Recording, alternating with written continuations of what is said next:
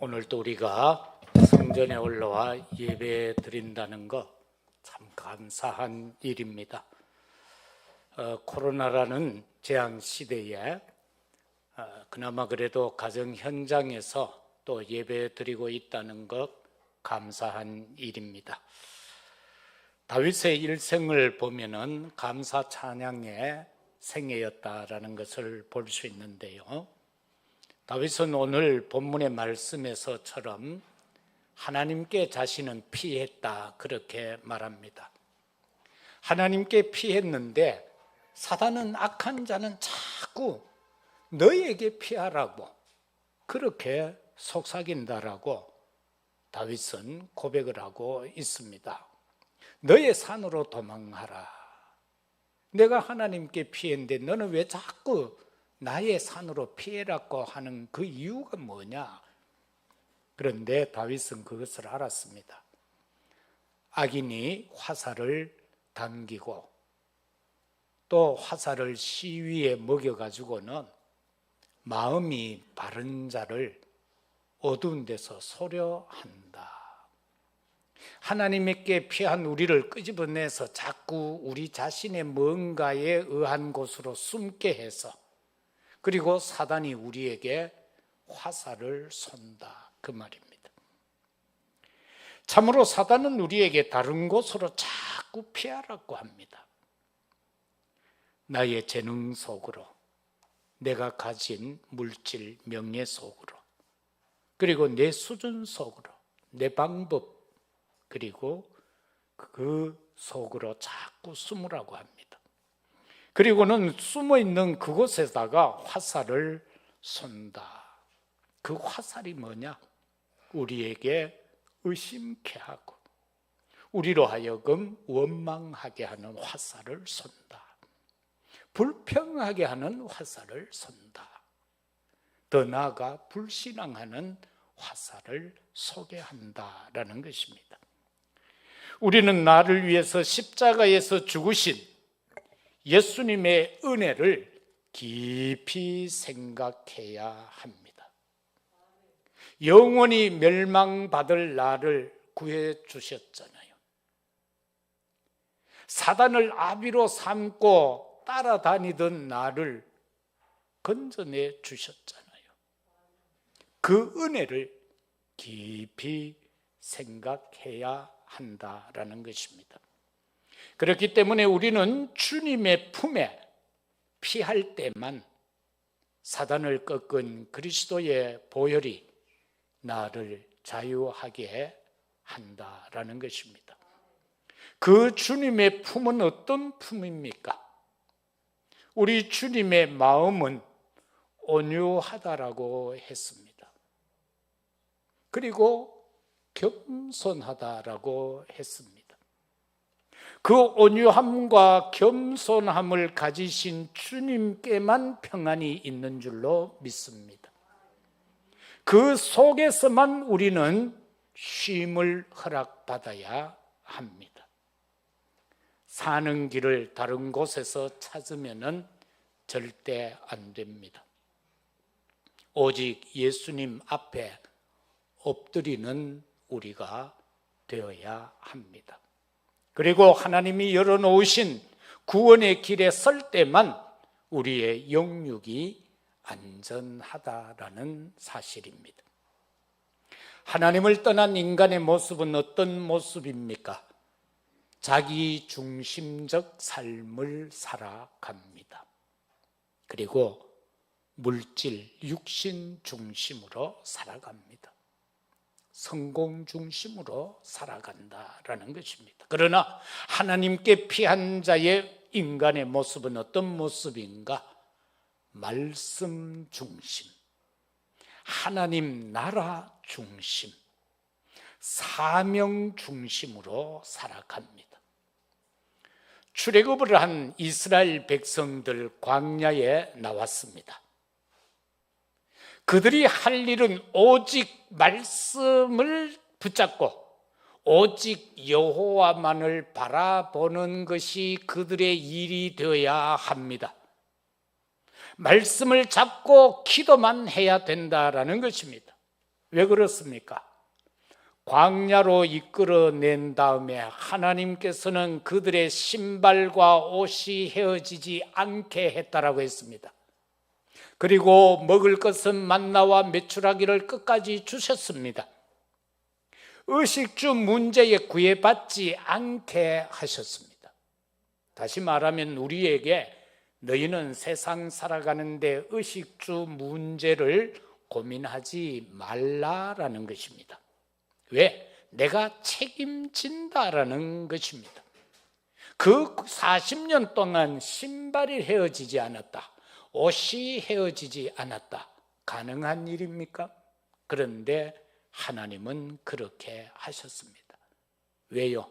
430년 동안 노예라는 그 어떤 것들이 많은 노예의 삶이 각인되어 있었기 때문에, 그것을 가지고 가나안에 들어가면 안 되기 때문에 광야에서는 오직 하나님의 말씀만 붙잡고 성막 중심으로 해서 여호와만을 앙망하고 다른 것 생각하지 아니하고 살아가야만 그 노예의 근성의 각인들이 다 벗겨지기 때문에, 그래서 하나님은 그들이 자다가도 성막 위에 있는 하나님의 영광의 구름이 움직이면 그들은 모든 것을 싸질머지고 그 구름 따라 갔던 것입니다. 저와 여러분은 딴 거 없습니다. 하나님만 따라가면 된다는 것입니다. 첫째는 사단으로부터 피할 곳은 없습니다. 우리가 숨을 수 있는 곳은 없다라는 것입니다. 오늘 하나님께 피했는데 사단은 와서 자꾸 속삭입니다. 우리를 유혹합니다. 너의 산으로 도망하라고 말입니다. 은밀하게 행한 것도 사단은 알고 있습니다. 사람들이 죄를 지을 때 보면은요, 나를 아는 사람이 없는 다른 사람은 보아도 그걸 죄로 여기지 않습니다. 사람이 보지 않고 그런 곳에서 죄를 짓는다 해도 그걸 죄로 안 여깁니다. 그런데 하나님이 불꽃 같은 눈으로 보고 계시고 사단도 지금 째리 보고 있습니다. 그래서 숨길 수가 없다는 것입니다. 그런데 인간은 숨겨진 줄로 착각합니다. 그리스도 하나님 외에 안전하게 숨을 수 있는 곳은 없습니다. 마태복음 11장 28절에서 수고하고 무거운 짐진 자들아 다 내게로 와서 내가 너희를 쉬게 하리라, 그렇게 말씀합니다. 그래서 쉬게 하는 나는 어떤 존재냐? 나는 온유하고 겸손한 존재다. 우리가 부담이 되는 사람하고 있으면 쉼을 얻을 수 없잖아요. 뭔가 내가 함께하는 사람이 평안할 때 내가 평안을 누리는 거예요. 뭔가 사람하고 앉아있으면 답답한 사람이 있을 수 있죠. 부담스러운 사람이 있을 수 있죠. 그러나 예수님은 나는 온유하고 겸손하다, 그래서 내게 와서 쉬어라, 그렇게 말씀합니다. 사단은요, 악한 무기로 우리를 공격합니다. 2절에 보니까 활을 당기고 활을 시위에 먹여가지고는 우리를 향하여 소려하고 있다라는 것입니다. 에덴 동산에서 참 행복하게 살아가고 있던 아담 하와에게도 사단이 와서 화살을 쐈습니다. 하와의 가슴에다가 화살을 쐈습니다. 불신앙의 화살을 쏴버렸습니다. 그건 맞았습니다. 그래서 그는 교만해집니다. 그래, 내가 하나님같이 되어야지. 그러면 어떻게 해야 하나? 저거를 따먹어야지. 이렇게 되는 겁니다. 그 사단의 화살을 맞아버렸다는 겁니다. 우리가 삶을 살아갈 때 뭔가 하나님이 원하지 않은 삶을 산다는 것은 바로 그렇게 살도록 하는 사단이 쏘는 화살을 맞았다는 겁니다. 나도 모르는 사이에 사단의 화살을 맞은 겁니다. 그래서 우리는 그렇게 되어지는 것입니다. 그걸 치유할 수 있는 것은 어디로 가야 되느냐? 주께 가야 주의 보혈로만 그것을 치유할 수 있다라는 겁니다. 에베소서 6장 16절에 보면은 사단은 화전을 쏜다고 했습니다. 오늘날 말로 바꾸면은 미사일을 쏜다 그 말입니다. 사단이 날마다 순간순간 우리가 조금이라도 어떻게 보면은 파수꾼 노릇을 잘 감당하지 못할 때 우리에게 미사일을 쏘고 있습니다. 그것을 막을 수 있는 것은 믿음의 방패밖에 없습니다. 뭐 요즘 이제 그런 거 있잖아요. 미사일이 날아오면은 사드를 통해서 중고도 저고도 고고도를 해서 우리가 미사일을 쏘아가지고 날아오는 걸 맞추잖아요. 그런데 사단이 쏘는 모든 화전을 막을 수 있는 것은 믿음의 방패입니다. 믿음의 방패. 그리고 우리에게 주어진 의의 흉배, 진리의 허리. 그리고 그것을 깨부술 수 있는 것은 성령의 검이다라는 사실인 것입니다. 베드로전서 5장 8절에서는 우리를 공격하는 사단은 어떤 존재인가? 우는 사자처럼 삼킬 자를 두루 찾아다닌다, 그렇게 말씀하고 있습니다. 로마서 6장 16절에 보면은 너희 자신을 종으로 내어주어 누구에게든지 순종하든지 그 순종함을 받은 자의 종이 되는 줄 너희가 알지 못하느냐? 혹은 죄의 종으로 사망에 이르고 혹은 순종의 종으로 의에 이르니라. 우리가 누구에게 순종하느냐에 따라서 사망이냐 아니면은 의의 종이 되느냐, 그것입니다. 쉼없이 우리가 역사를 보면 성경에 보면은 사단의 종으로서 인생의 삶을 망치는 사람이 너무나도 많이 기록되어져 있습니다. 그러나 의의 종으로 순종하게 될 때에 의의 종이 된다. 사단은요, 사망 권세를 가지고 인간을 종으로 만들어 버립니다. 사망 권세를 가지고. 그래서 예수님은 이 땅에 오셔서 그 사망 권세를 십자가에서 죽으심으로 깨트려 버린 것입니다. 그래서 사단을 멸하신 그리스도께 우리는 피해야 합니다. 요한일서 3장 8절에서 하나님의 아들이 이 땅에 오신 목적이 뭐냐? 사단의 일을 멸하려 하심이니라. 사단에게 종노릇하면은 우리는 마음속에 근심, 걱정, 염려, 슬픔, 외로움, 괴로움, 모든 것이 다 있을 수밖에 없습니다. 그 속에서 살아가야 합니다. 그러나 하나님의 아들이 이 땅에 와서 그 사단의 일을 멸해버렸습니다. 그래서 우리는 그 속에 들어가면 되는 겁니다. 그러나 세상은 우리를 끊임없이 유혹하고 있습니다. 우리를 만나는 불신자가 우리를 유혹하고 있습니다. 우리가 사단이 장악한 이 세상이 우리를 유혹하고 있습니다. 그래서 우리가 피할 곳은 그리스도밖에 없는 줄로 믿습니다. 그리스도가 아니면 우리는 피할 곳이 없습니다. 그것이 평안한 것 같은데 평화롭지를 못합니다. 그곳에 들어가면 승리할 것 같은데 결과는 실패합니다. 그곳에 들어가면 성공할 것 같은데 망함이 기다리고 있습니다. 누가복음 10장 41절과 42절에 보면은 주께서 대답하여 이르시되 마르다야 마르다야 네가 많은 일로 염려하고 근심하나 몇 가지만 하든지 혹은 한 가지만이라도 족하니라. 마리아는 이 좋은 편을 택하였으니 빼앗기지 아니하리라 하시니라. 예수님이 마르다 마리아 집에 갑니다. 갔을 때에 마르다는 언니인데 예수님이 왔으니까 대접하려고 있는 솜씨 없는 솜씨 대장금 솜씨로 막 음식 준비합니다.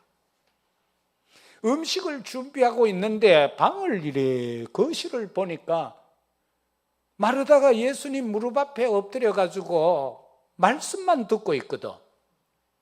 그래서 이제 열이 나서 그런 겁니다. 예수님이 와서 나는 예수님 대접하려고 이렇게 노력하고 있는데 내 동생 저거는 왜 저렇습니까? 할 때에 예수님이 하신 말씀이요, 너는 너무 많은 일을 하려고 한다. 한 가지만 일을 해. 다시 말하면 우리를 보고 주님은 오늘 또 말합니다. 다른 것을 생각하지 말라, 그 말입니다. 오직 나만을 생각해라. 나의 말씀만을 생각해라. 다른 것 생각하지 말라는 것입니다. 너무 많은 것 생각하면 우리가 혼란스러워져요. 그래서 많이 생각하지 말고 혹은 한 가지만이라도 하라. 뭐 밥하면 밥했지 왜 동생이 내 앞에서 말씀 듣는 것까지 네가 간섭하느냐, 그 말인 것입니다. 그래서 네 동생은 좋은 편을 택했으니까 빼앗기지 않을 것이다. 우리는요, 빼앗기지 않을 것을 택해야 됩니다. 빼앗길 것을 택하면 안 됩니다. 그래서 피난처 대신 그리스도임을 우리는 분명히 알아야 됩니다. 어떤 피난처입니까?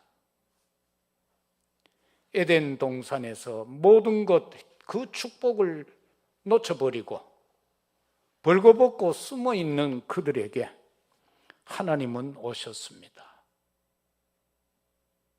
찾아오신 겁니다. 그 찾아오셨을 때에 아담 하와는 거기에서 고백을 하는데 또 원망하고 불평합니다. 핑계댑니다. 그러나 그들을 깨우치시고 양을 잡아서 피 묻은 가죽옷을 그들에게 입혀주셨습니다. 그 앞서 하신 말씀이 여자의 후손이 와서 뱀의 머리를 상하게 할 것이다. 사단의 권세를 깨뜨리신 예수 그리스도만이 우리에게 피난처가 되시는 줄로 믿습니다. 노아 시대의 그 네피림 시대로 말미암아서 많은 것을 잃어버린 그 시대의 사람들, 하나님과 상관없이 살았습니다. 물질 중심으로 살았습니다. 하나님의 은혜와 상관없이 살았습니다. 그 은혜 밖에서 사는 그 인생을 지으심을 한탄하신 여호와께서 그들을 멸하려 할 때에, 그러나 하나님께 보인 한 사람이 있었으니 노아라. 그는 하나님께 은혜 입은 자라. 세상이 아무리 멸망시대가 왔다고 할지라도, 이 세상이 혼란스럽다라고 할지라도, 저주 재앙의 시대가 되었다 할지라도 하나님께 은혜 입은 자는 방주 안에 들어갈 줄로 믿습니다. 바로 그 방주 되신 예수 그리스도만이 우리가 피할 피난처인 것입니다. 노예의 삶을 살고 있는 그들에게 하나님은 희생제사의 비밀을 말씀하셨습니다. 오늘 이 시대에도 우리가 사단에게 포로가 되고 노예가 되고 속국이 되어 살아가는 우리에게 참된 안식이 되고 참된 피난처가 되시는 분은 누구이신가? 나를 위하여 희생 제물 대신 오직 예수 그리스도뿐인 줄로 믿습니다. 포로가 되어 살아가는 우리에게 있어서도 죄 없으신 예수 그리스도가 이 땅에 오셔서 우리에게 임마누엘 되어 주신 그분만이 우리의 피난처가 되신 줄로 믿습니다. 아무리 종교적으로 뛰어난 모세라 할지라도, 예레미야라 할지라도, 엘리야라 할지라도, 바울이라 할지라도, 우리에게 있어서 어떤 선지자 중에 한 사람이 된다 할지라도 그것이 아니라 오직 주는 그리스도시요 살아계신 하나님의 아들 되신 그분만이 우리의 피난처가 된 줄로 믿습니다. 왜 그렇습니까? 사단을 이길 수 있는 분은 오직 그리스도만이 사단을 이길 수 있기 때문에 그렇습니다. 내가 40일 금식 기도한다고 사단 이길 수 있습니까? 없습니다. 돌아가신 김덕신 목사님이 그렇게 말씀하시더라고요. 기도하러 올라가서 40일 금식하고 내려왔는데 45일이 지나니까 2주가 지나니까 봄이 왔도다. 그 말이 무슨 말입니까? 또 육신 생각으로 빠지더라는 것입니다. 40일 금식 기도하고 내려왔는데 보름이 지나니까 또 육신 생각으로 빠지더라. 그래서 그분 표현이 봄이 왔도다. 봄이 왔도다. 그렇습니다. 우리가 기도한들 어떻게 온전히 사단을 이길 수가 있습니까? 왜? 우리가 기도만 하고 살 수 없으니까요. 그죠? 그래서 참 선지자, 참 제사장, 참 왕 되신 그분만이 사단을 이길 수 있다. 우리는 그분을 통해서만 이기는 거지 내가 이기는 게 아니다. 나는 이길 수 있는 존재가 아니다. 길 대신 그분을 따라가야 이깁니다. 딴 길로 가면 못 이깁니다. 나를 위해 죽어주신 그분과 함께 있어야 사단을 이기지 그분하고 떨어져 있으면 못 이깁니다. 왕 대신 그분과 함께 있어야 이기지 다른 존재와 함께하고는 사단을 이길 수가 없습니다. 그분이 바로 참왕, 참선지자, 참제사장 되신 오직 그리스도다라는 사실인 것입니다. 십자가상에서 죽음으로 예수님은 이 일을 완성하셨습니다. 우리로 하여금 피난처가 되시는 완성이 바로 그분이 십자가에서 죽으심으로 완성했다라는 사실인 것입니다. 그게 요한복음 19장 30절입니다. 십자가에서 운명하시면서 다 이루었다. 그 말이 뭡니까? 너의 원죄, 문제 내가 끝냈다. 앞으로 네가 이 현실을 살아가야 되는데 이 현실 속에서 네가 죄를 지어도 지옥은 안 간다라는 겁니다. 그런데 그건 너무 믿고 막 죄 짓고 하면 안 되죠. 그리고 내가 사단을 이겼다. 보라, 내가 세상을 이겼노라. 내가 세상을 이겼노라. 그분을 따라가야 우리도 세상을 이길 수가 있습니다. 마지막으로 저주재앙 환난 가운데 있는 자에게 피난처 되신 그리스도를 전하는 것이 우리의 남은 일생의 사명인 줄로 믿습니다. 이번 25차 세계 선교 대회 주제는 70제자, 70지역, 70종족, 70나라입니다. 주제 성구는 누가복음 10장 17절에서 20절 70인 제자를 뽑아서 둘씩 짝지어 파송했는데 그들이 가는 곳마다 복음을 전하니까 사단이 귀신이 하늘에서 막 떨어져서 그래서 제자들이 돌아와서 막 보고를 해. 야, 이랬습니다. 막 가니까 역사 일어났습니다 라고 하니까 그것으로 기뻐하지 말고 너희 이름이 저 하늘에 기록된 것으로 인하여 기뻐하라. 우리가 자칫 잘못 속을 수 있는 것이 응답받으면 속습니다. 응답받음으로 인해서 속아요. 역사가 일어나면 속게 돼요. 그것으로 기뻐하지 말고 구원받은 것을 기뻐하는 자가 모든 것을 소유할 수가 있습니다. 구원에 대한 감격과 기쁨이 없는데 역사가 일어난들 교만으로 인하여 그것은 쏟아버릴 수밖에 없습니다. 보혈의 은혜와 사랑을 우리는 전달해야 합니다. 하나님의 자녀가 불평할 것도 없지요. 저와 여러분 하나님의 자녀 구원받았는데 불평할 거 있습니까? 그 불평이라는 그 자체가 사단에게 내가 지금 속고 있다는 거예요. 데살로니가전서 5장 16절에 18절 항상 기뻐하라 쉬지 말고 기도하라 범사에 감사하라 이는 너희를 향하신 하나님의 뜻이다라고 했습니다. 하나님의 뜻은 구원받은 우리가 항상 기뻐하는 것, 쉬지 않고 기도하는 것, 범사에 감사하는 것, 이게 하나님이 우리에게 바라는 뜻이에요. 우리에게 단지 원하는 거 이거밖에 없어요. 그런데 원망과 불평은 한계가 없습니다. 이거는요, 사람이 만족이 없는 거하고 똑같습니다. 왜요? 아담 하와 보세요. 에덴 동산에서도 불만을 가졌는데 하나 부족함이 없는 에덴 동산에 살면서도 불만이 있었어요. 그게 뭐예요? 하나님같이 되고자 하는 거예요. 아들이 아버지같이 되고자 하는 거예요. 왜 그 재벌들 보면은 그런 거 있잖아요. 막 자녀들이 막 머리 굴러가 아버지 밀어내쁘고 자기가 회장하려고 하는 거.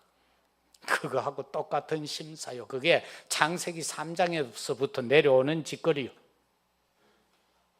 에덴 동산에서도 불만 있는 인간이다. 그래서 우리는 만족이라는 게 없어요. 하나를 가지면 두 개를 가지고 싶고, 두 개를 가지면 세 개를 가지고 싶은 게 인간이요. 그런데 중요한 건 뭐를? 보혈의 은혜와 사랑을 빨리 깨달아라. 그리고 그것을 전달하라라는 겁니다. 베드로전서 5장 8절에서는 깨어 근신하라고 했습니다. 깨어 근신하라.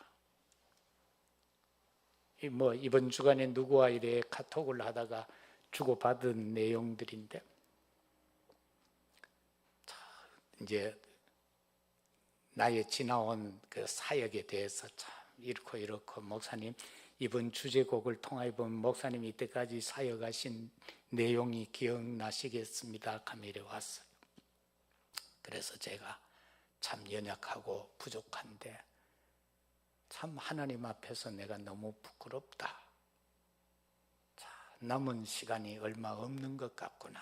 이제 그렇게 답을 썼어. 그랬더니만 하는 말이 아이고 남은 시간이 더 많은데요 하더라고. 내 나이를 모르는 것 같아. 그래서 제가 나도 벌써 70쪽으로 기울어졌다. 그죠? 우리 장로님도 계시고 다 그런데 우리 지난날 막 젊은 줄 알고 살아왔잖아요. 저도 막 모르고 젊은 줄 알고 설치고 살아왔잖아요. 그런데 벌써 70쪽으로 기울어졌다. 자, 그래서 이 남은 시간을 참 성경은 촌음을 아껴 쓰라고 했는데 정말로 우리가 이 시간을 아껴 써야 되지 않겠나. 참 하나님 앞에서 살아가야 되지 않겠나. 그렇게 대화를 나눈 바가 있습니다. 우리는 깨어 근신해야 합니다. 왜? 사단에게 속지 않기 위해서. 사단에게 속지 않기 위해서요. 그리고 저와 여러분들이 그리스도를 전해야 하는데 이게 바로 세계 복음화 언약인 것입니다. 그리고 우리는 세상에서 영육간에 힘들어하는 자들을 치유시켜야 합니다. 그리고 엘리트들 되어져야 할 그 사람들이 악한 사단에게 사로잡혀 있는 그들에게 복음을 전달해서 그들로 하여금 서밋으로 설 수 있도록 만들어야 되는 것입니다. 우리 자녀 후대들을 정말로 영적 서밋으로 세워야 한다는 것이고, 우리 젊은이들을 영적 서밋으로 세워서 세상에 나가서 실패하지 아니하고 이길 수 있는 하나님의 자녀로 든든히 세워가야 된다는 사실입니다. 그러기 위해서 우리는 성령 충만 받아야 돼요. 오직 성령이 너희에게 임하면 너희가 권능받고 예루살렘, 유대, 사마리아 땅 끝까지 이르러 내 증인이 되리라고 했고, 마태복음 28장 24절에서는 20절에서는 우리가 끝까지 복음을 전할 때에 우리 주님이 약속하신 것이 내가 세상 끝날까지 너희와 항상 함께 있겠다라고 약속해 주셨습니다. 뭐 할 때? 복음 전할 때. 마가복음 16장 15절에서 20절에서는 치유에 대한 말씀을 우리에게 분명히 하고 있습니다. 귀신을 쫓아내는 권능의 역사가 일어난다라고 말입니다. 사랑하는 성도 여러분들, 우리가 이 땅에서 우리 주변에 많은 사람들에게 어떻게 보면은 70제자를 세워야 되고 70지역을 변화시켜야 되고 70종족을 놓고 기도해야 되고 70나라를 놓고 기도한다라는 거, 이거는요 한 사람이 할 수 있는 범위를 말하는 겁니다. 그래서 꼭 70나라를 우리가 어떻게 감당할 수 있겠어요? 그러나 70나라를 놓고 기도하자는 겁니다. 70종족을 한 사람 한 사람이 70종족을 놓고 기도하자는 거예요. 70지역을 놓고 그림을 그리고 기도하자는 거예요. 그리고 내 평생 내 죽는 그날까지 70제자를 세워야 되겠다라는 각오와 다짐으로 기도하자는 거예요.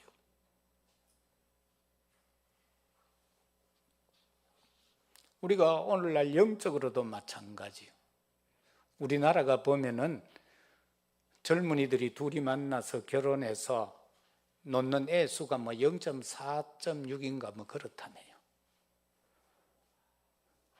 둘이서 결혼해서 놓는 애 수가 0.4쯤 된다. 우리가 영적으로 바꾸면 뭐예요? 두 사람이 죽는 날까지 0.4명만 구원하고 간다는 거예요. 그거하고 같은 거 아니에요? 우리가 죽기 전에 태신자를 남겨놓고 가야 되는데, 제자를 남겨놓고 가야 되는데, 두 사람이 힘을 합해서 뛰어도 0.4명만 구원해 놓고 간다는 거예요. 그 말은 하나도 구원 못했다는 말이에요. 요즘은 젊은 사람들이 결혼해도 애 잘 안 놓으려고 그러잖아요. 키우기 힘든다고. 바로 이걸 영적으로 우리가 바꿔보면요, 이건 끔찍한 거예요. 그래서 오직 복음, 이걸 전하기 위해서 어떻게 해야 되는가? 이사야 6장 6절 7절에 보면은 이사야가 사역을 시작할 때 하는 내용이잖아요. 하나님 보좌 앞에 섰을 때에 천사들이 나타나고, 그런데 그 천사가 그 불에 달구어진, 화덕에서 달구어진 수저를 가지고 와서 입을 찢었다, 정결케 했다, 내 죄가 사해졌다, 그렇게 말해요. 불같은 성령이 내게 임할 때에 내가 정결해진다라는 겁니다. 그 체험을 해야 하는 거예요. 불같은 성령이 내 입술을 찢어버려야 돼요. 그래야 내가 거룩해지고 내 삶이 죄에서 벗어나게 된다. 죄 사함을 받았다. 그래서 주님이 나를 위하여 누가 갈 거라고 할 때에 내가 여기 있나이다, 나를 보내 주옵소서. 야고보 1장 26절도 마찬가지의 내용입니다. 나의 입술이 정결해져야 올바른 복음을 전할 수가 있습니다. 말씀 맺겠습니다. 사랑하는 성도 여러분, 당신은 피난처가 어디인가? 나의 피난처는 어디인가? 나의 피난처는 어디인가? 이 한 주간 정말 이 말씀을 묵상하면서 내 피난처는 어디인가? 하나님 앞에 서시는 우리들이 되시고 오직 그리스도 십자가 아래 피하는 우리가 되십시다. 오직 성령 인도받는 우리가 되십시다. 오직 예수 그리스도로 피난처를 삼으시고 승리하는 이 한 주간이 되시기를 예수 그리스도 이름으로 축복합니다. 아버지 하나님, 감사합니다. 다윗은 여호와께 피했는데 사단은 와서 말합니다. 너의 곳으로 피하라고 말입니다. 너의 산으로 피하라고. 우리가 인생의 삶을 살아갈 때 사단은 계속하여 우리를 유혹합니다. 네가 잘하고 있다. 네 하고 싶은 대로 해라.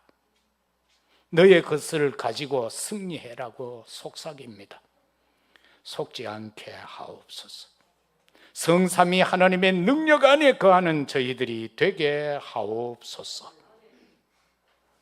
오직 여호와만을 앙망하고 주님만 바라보고 성령 인도받게 하옵소서.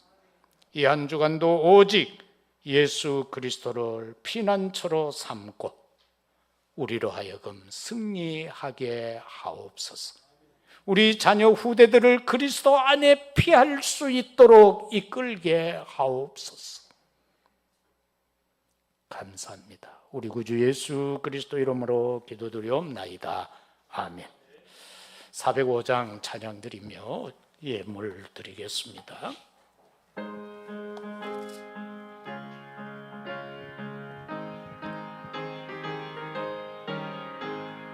주의 친절한 발에 안기세 우리 마음이 평안하리니 항상 기쁘고 복이 되기를 영원하신 발에 안기세 주의 발에 늘 크신 발에 안기세 주의 발에 영원하신 발에 안기세 날이 갈수록 주의 사랑이 두루 광명하게 비치고 천성 가는 길 편히 가리니 영원하신 발에 안기세 주의 발에 그 크신 발에 안기세